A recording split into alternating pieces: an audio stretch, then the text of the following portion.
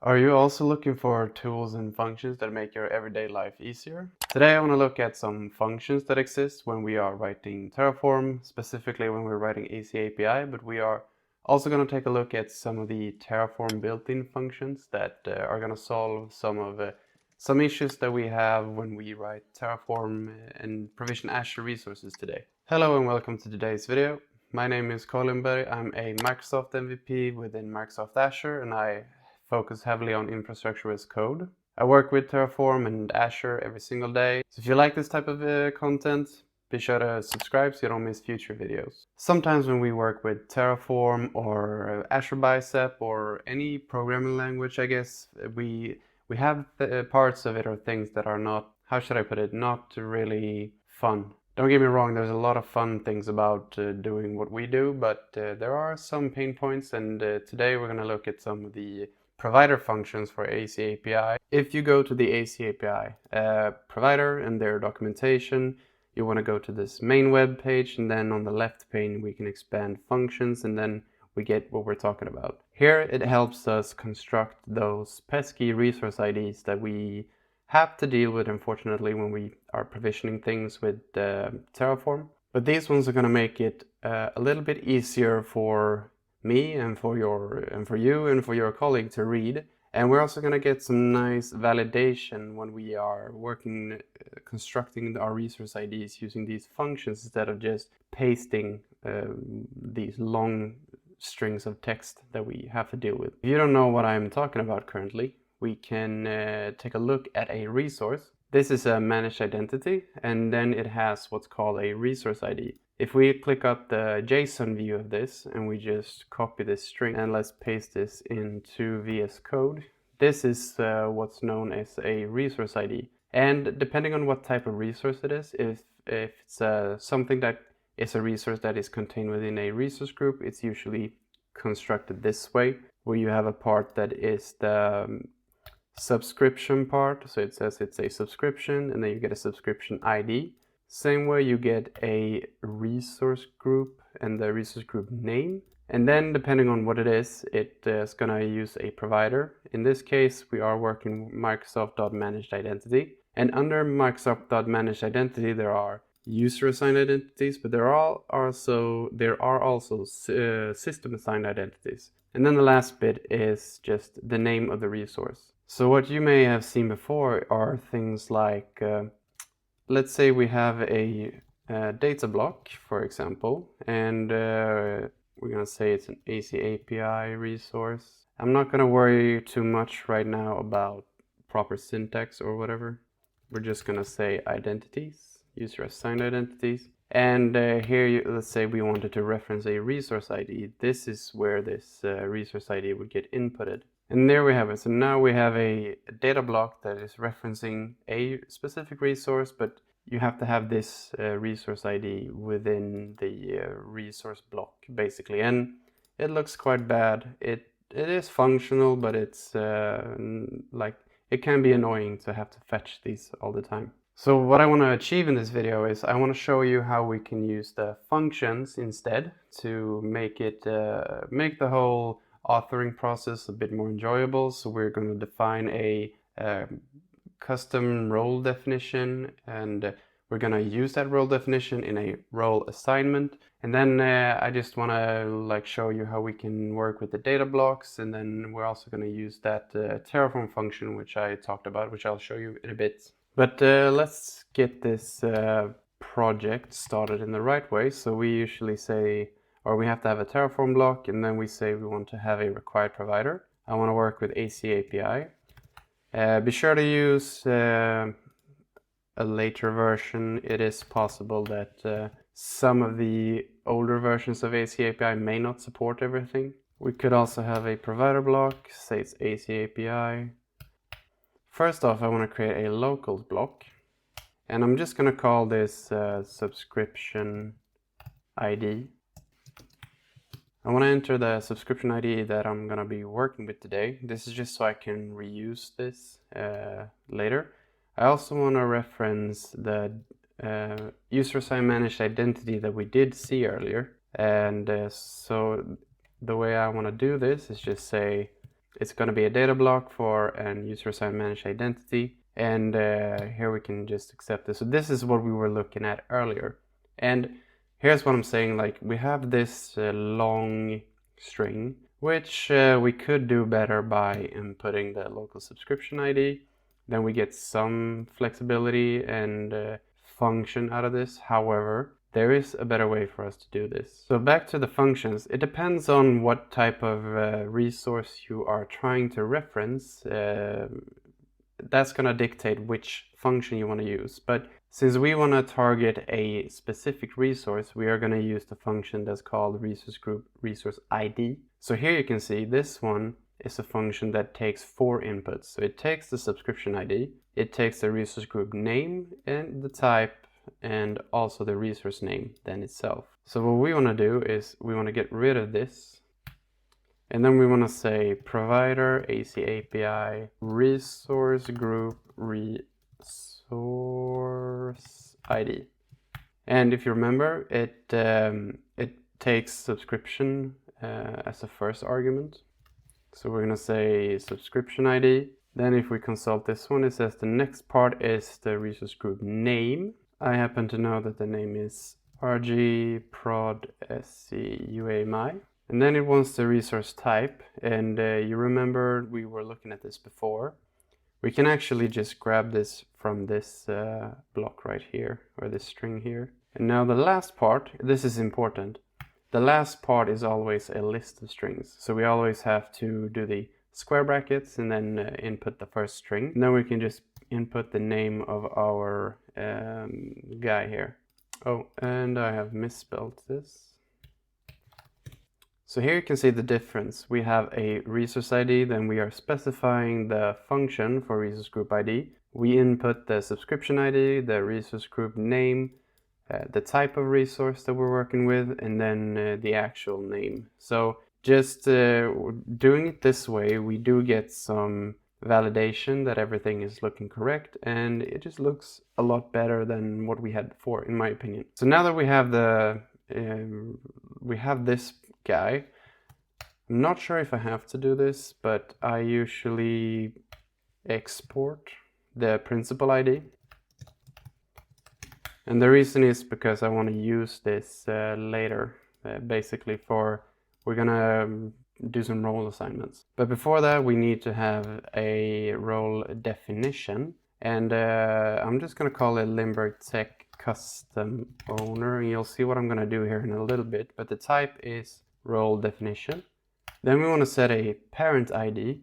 And I'm actually gonna put this in what's called a tenant resource. So a management group is a tenant resource, and we actually do get help from the provider here as well. So we can do a tenant resource ID. If we look in the documentation for tenant resource ID, we just have to say the type and then the name. So the type is Microsoft Management Groups, and then we have to just specify the name. So I want to put this at my root.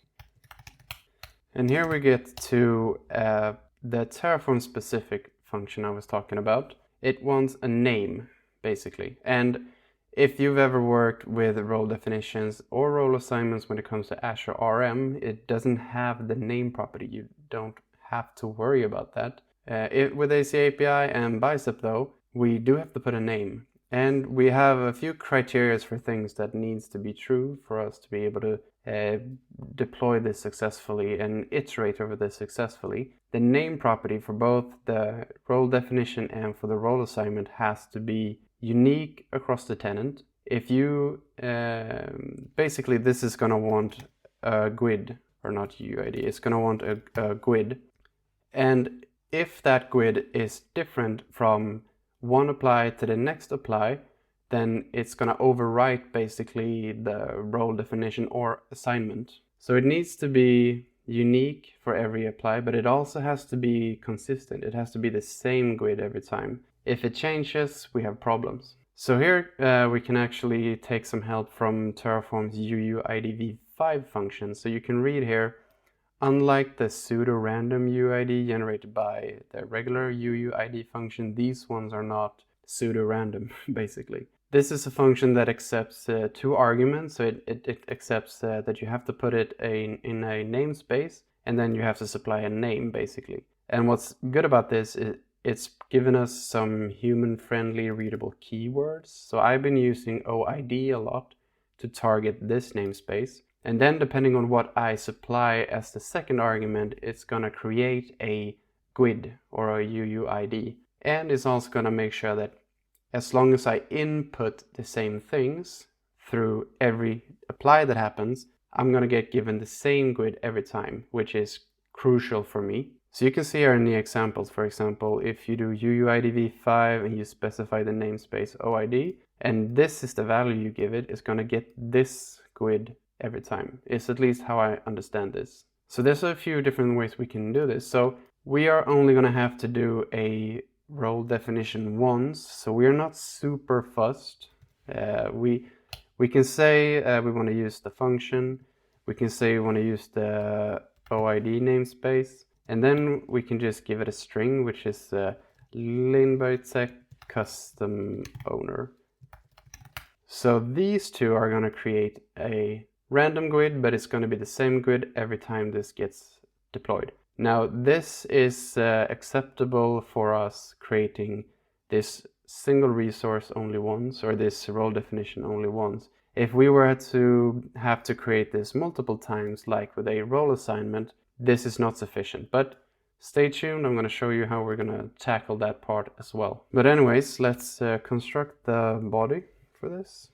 And we need to give it a few things. So assignable scopes is the first thing. Where can we assign this role, basically? And I kind of want to make use of the exact same place. So I'm going to create the role definition, and it's going to be assignable from the same place, basically. So we can just reuse that. Then we can give this a description, Bicep custom role.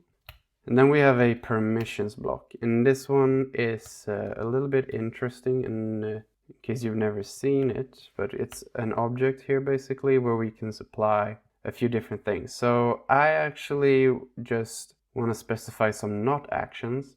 If you are not following here what I'm doing, don't worry, I'm gonna make a video in the future covering this part more, covering RBAC more, covering ABAC as well in a future video. But I want to make sure that this role is gonna be able to do pretty much everything except for almost this. Role assignments delete. And actions, we're just gonna say this one can do everything. So this is gonna, Terraform and Azure is gonna understand that this role can do anything except for these two things.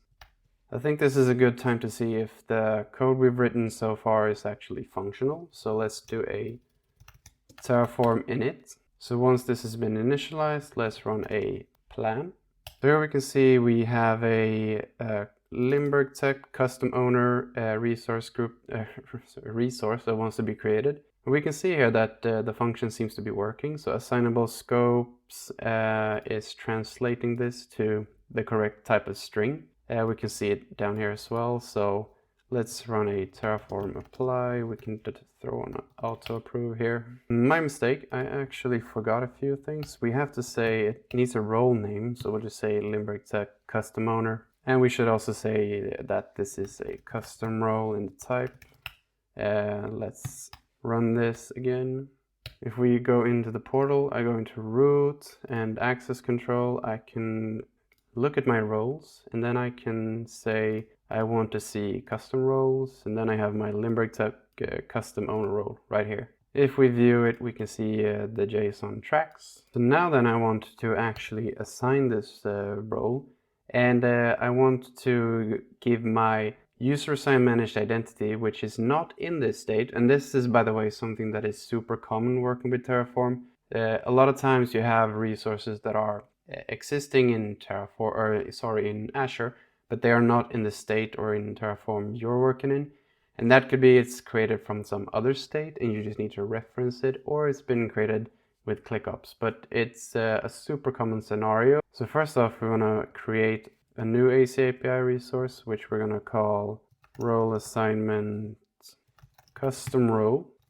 The type is a role assignment. And again, we're gonna have to give it the name. And yeah, I'll show you why this is problematic, what Copilot is suggesting. But we'll do the name here. So it's gonna be OID and then Limburg Tech. And then if you remember, this is gonna generate a GUID, and it's gonna be the same GUID every time. However, we, as you soon are gonna notice, are gonna use more than one type of role assignment for the same resource, and you're gonna see why this is a problem. But let's say we wanna create this at the subscription scope, perhaps. So we can do subscriptions, local subscription ID. And if you're wondering why I'm not using this with any function, is because I haven't figured out how to do it with subscriptions when subscriptions are the target resource. It seems that there is no solution for that. If you know how to fix that, comment. It's something I'm missing perhaps. Right, so we have to supply a body here. We get some required properties. So the principal ID. So here then we want to reference the data block for our UAMI. And I think we just have to say output.properties principal ID. So if you remember, I did specify to output this specific principal ID. Then the role definition ID. Here we can do, again, we can work with our functions. So let's say we want to work with provider, AZAPI, and a role definition is a tenant resource. So we're going to have to say tenant resource ID. The type, we can just scroll up here and say that the type we are looking for is Microsoft authorization role definition. We'll put that here, and then it's helping us a little bit, but just for practice, we want to say that this is a list of strings. And then we only want the last part, like the GUID part of this role definition. So it's, I believe it's going to be enough for us to just say AZAPI resource, Limburg Tech custom owner, and then instead of ID, we need name. If we did ID, I believe we get the entire long resource ID string, but that's not what we're looking for, but that's why we're using the provider. And the type here, we can say it's a service principal because the user assigned managed identity is going to qualify as that. So this is all well and good for assigning this custom role, but let's say we also want to give this one a very specific role. What we can do, and just like an example of how we can make this super verbose and very easy to read, is if we go back to all roles and we say storage data. I'm looking at, for example, storage data blob owner. We can go into the JSON here and we can just grab the last part here, which is the GUID for this role.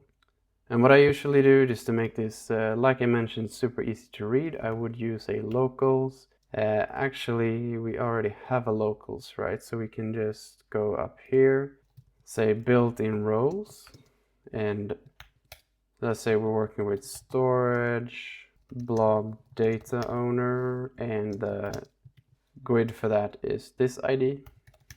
Makes sense, right? So then we have this, and this is gonna make it super easy for us if we just copy this resource block and we say role assignment blob owner instead. So pay close attention here. As you can see when I highlight this part, the name of this resource block is the same. It's the same strings basically inputted as we have already for our custom owner role. And like I mentioned, this every role assignment needs to be unique.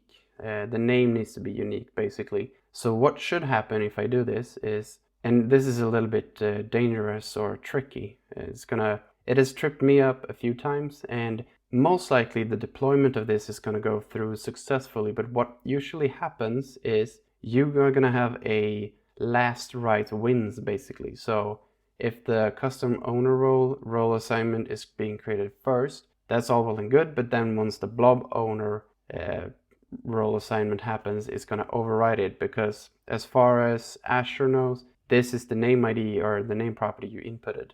So we only have to change a few things. We can say, instead of the AZAPI role definition ID in here, we can say local built-in roles, and that's exactly it, storage blob data owner. So this, if I'm just reading this in a PR or I'm just reading your code, I think this is super clear what it is I'm looking at. So if we run a Terraform plan, we can see we have two resources. So one is the role assignment for blob owner, and one is the role assignment for custom role. And if you check name, it starts with 931 and ends with 486. And the name up here starts with 931 and ends with 486. So these ones are identical. So watch what happens if I run Terraform apply. Here you can see it is successful. So then I go to my subscription, I go into role assignments, and I look for my user assigned managed identity. And I am expecting to see two role assignments here, but I can only see the one. And if I were to run a Terraform plan again, I can see it doesn't really understand that something is incorrect.